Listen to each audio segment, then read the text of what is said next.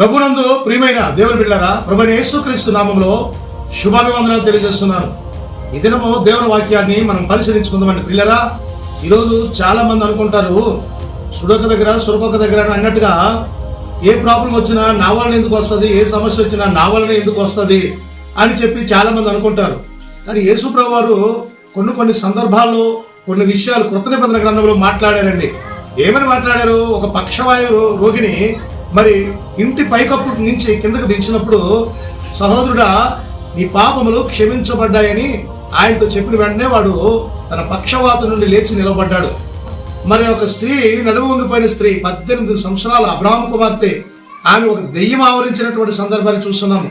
యేసు ప్రభు అమ్మా నిలవబడు అన్నప్పుడు ఆమె దిగ్గున లేచి నిలవబడింది. ఆ దెయ్యం ఆమెను వదిలి వెళ్ళిపోయింది. మరి మగ్దలేని మరియా యేసు ప్రభు పాదాలు మరి కన్నీళ్లతో కడిగి తల వెంట్రుకలతో తుడిచి అత్తరు పోసినప్పుడు యేసు ప్రభు అంటున్నాడు, అమ్మా విస్తారమైన నీ పాపములు క్షమించబడ్డాయి నీ ప్రేమ వలన. మనల బట్టే ఆ పరిస్థితులు మారుతుంటాయి. మనల బట్టే సృష్టి కూడా గతి తప్పుతూ ఉంటుంది. మనల బట్టే ఆపదలు కూడా మన మీదకి వస్తుంటాయి. కానీ వాళ్ళకు వచ్చిన రోగము సాధారణమైన రోగము కాదు. ఎందుకంటే వారి పాపాలు బట్టి వచ్చాయి అనే విషయాన్ని యేసు ప్రభు వారు చూపించారు. అయితే మనం వాక్యానుసారంగా మనం చూసుకున్నట్లయితే, మరి రూతు గ్రంథం 1వ అధ్యాయంలో ఒక కుటుంబము బెత్లెహేము నుండి బయలుదేరి మోయాబు దేశానికి వెళ్ళిపోయింది. మోయాబు దేశంలో 10 సంవత్సరాలు వారు నివసించారు. మొదటి దాని పేరు నయోమి, ఆ భర్త పేరు ఎలిమెలకు, కుమారుడు పేరు మహలోను, కిలియోను. నలుగురు రొట్టెల గృహమైన బెత్లెహేము నుండి వెళ్ళిపోయారు. అయితే అక్కడ 10 సంవత్సరాల తర్వాత 2 అమ్మాయిల్ని కుమారులకి ఇద్దరికి పెళ్లి చేశారు. అలాగే 2 కుమారులు మరణించారు, భర్త మరణించారు. ఎందుకంటే వారు ఆరాధన సన్నిధిలో నుంచి, దేవుని జీవము కలిగినటువంటి మరి మంచి స్థితిలో నుంచి, దేవుని సన్నిధిలో నుంచి వారు వెళ్ళిపోయి ఎప్పుడైతే విగ్రహారాధన దేశంలోకి వెళ్ళారో వారు శపించబడ్డారు. వారు అక్కడ పురుషులందరూ చనిపోయి ఆడవాళ్ళు మాత్రమే మిగిలిపోయారు. ప్రియులారా, దేవుని బిడ్డలారా, దేవుని వాక్యము తెలియజేస్తుంది. మొదటి సమూయేలు గ్రంథము 21వ అధ్యాయము 1వ వచనంలో ఒక మాట రాయబడింది. మరి సౌలు రాజు ఏం చేస్తున్నాడు తెలుసా? గిబినానీయులందరినీ కూడా హతం చేశాడు. ఎప్పుడైతే గిబినానీయులను హతం చేశాడో, మరి ఆ సౌలు రాజు విషయమై మరి వాళ్ళందరూ కూడా వచ్చి దావీదు దగ్గర ఫిర్యాదు చేస్తున్నారు. సౌలు రాజు గొప్ప మూర్ఖుడు, వాళ్ళ కుటుంబం మూర్ఖమైనది, చూడండి మమ్మల్ని కూడా నాశనం చేశాడని చెప్పి వాళ్ళు తగ్గు పెట్టినప్పుడు వారితో దావీదు సమాధానం పడ్డాడు. అందువలన ఆ దేశంలో 3 సార్లు కరువు వచ్చినటువంటి సందర్భాన్ని చూస్తూ ఉన్నాము. అప్పుడు దావీదు మీకు ఏం కావాలో చెప్పినప్పుడు, మాకు సౌలు కుటుంబీకుల్లో 7 కావాలి, వారిని మేము యెహోవా సన్నిధిలో గుర్తించినప్పుడు అప్పుడు ఈ సమస్య ఆగుతుందని చెప్పి అక్కడ అడిగినప్పుడు దావీదు 7 కుమారుని సౌలు కుటుంబం నుంచి పంపించి యెహోవా సన్నిధిలో ఉరి తీసినటువంటి సందర్భాన్ని మనం చూస్తున్నాం. వీళ్ళరా, దేవుని బిడ్డరా, గమనించండి.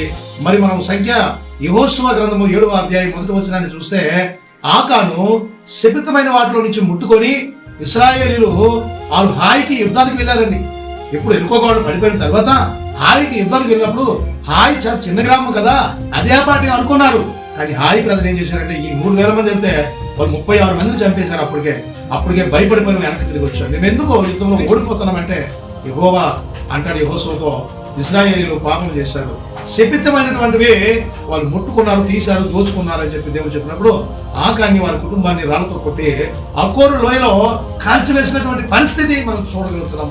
వీళ్ళరా, దేవుని బిడ్డరా, అదే విషయాన్ని మనం యోనా గ్రంథంలోకి వెళ్ళినట్లయితే, యోనా గ్రంథంలో మరి 1వ అధ్యాయం 3వ వచనంలో యోనాను దేవుడు నినివే పట్టణానికి పంపిస్తే యోనా తర్షీసుకు పారిపోవాలని ప్రయత్నం చేశాడు.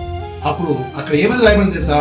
యోనా యెహోవా సన్నిధిలో నుండి పారిపోయిన తర్షీసుకు అనే మాట అక్కడ రాయబడింది. ఆదాము అవ్వలు తప్పు చేసిన తర్వాత వాళ్ళు దేవుని ముఖాన్ని చూడలేకపోయారు. చెట్టు చాటును దాగున్న అందమైన కుమార ఎక్కడున్న ఆదామాని ప్రభు పిలిచినప్పుడు, మేము చెట్టు చాటు ఉన్నామయ్యా, మీ స్వరం వింటున్నామని చెప్పి మాట్లాడదు. వీళ్ళరా, దేవుని బిడ్డరా, దేవుని వాక్యము తెలియజేస్తూ ఉంది. ఇలాగా 1వ రాజుల గ్రంథము 17వ అధ్యాయం 1వ వచనంలో మరి గిలాదు గ్రామస్తులైనటువంటి మరి ఆ యొక్క ఏలియా వచ్చి ఏమంటున్నాడు తెలుసా?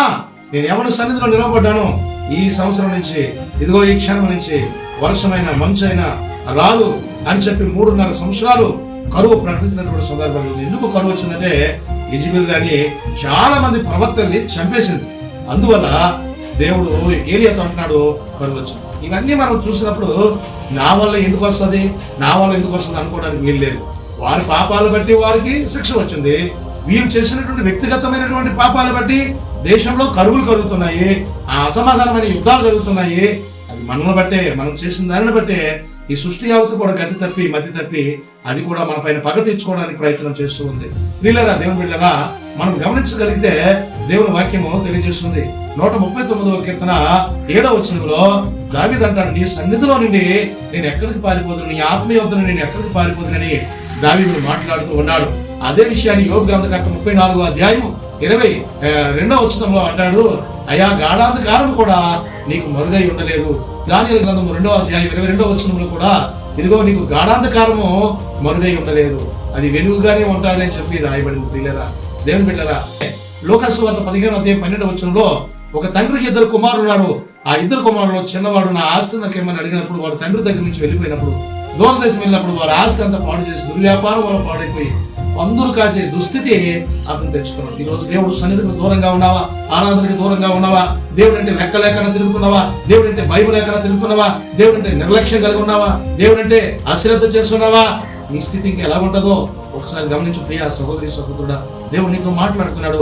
దేవుడు సన్నిధిలో నుండి వెళ్ళిపోయిన వాళ్ళు, దేవుడికి వ్యతిరేకంగా ప్రవర్తించినటువంటి వాళ్ళు ఎంతో మంది మట్టిలో మొన్నైపోయారు, ఎంతో మంది కానరాని లోకానికి వెళ్ళిపోయారు, ఎంతో మంది అనేక విధాలుగా నాశనం అయిపోయారు. ప్రియమైన దేవుని బిడ్డ, ఆరాధన లేనిదే ఒక క్రైస్తవుడుగా నీకు జీవం ఉండదు. ప్రార్థన లేనిదే నీ ముఖంలో కలుండదు. దేవుని వాక్యం చదవనిదే నీ శరీరానికి ఆరోగ్యం ఉండదు. అటువంటిది నీవు దేవుని విడిచి దేవుని లెక్క చేయకన్నా దేవుని మీద తిరుగుబాటు చేస్తే నువ్వు తిరుగుతున్నావు. కాబట్టి దేవుని సన్నిధి నుంచి ఒకవేళ నువ్వు పారిపోయినట్లయితే చాలా శ్రమల పాలవుతావు, కష్టాల పాలవుతావు. కాబట్టి దేవుని మాటకు లోబడి ఆయన ఆరాధించేవాడుగా నువ్వు ఉండాలని ఈ సమయాన్ని నీకు తెలియజేస్తూ దేవుడు నిన్ను దీవించును గాక.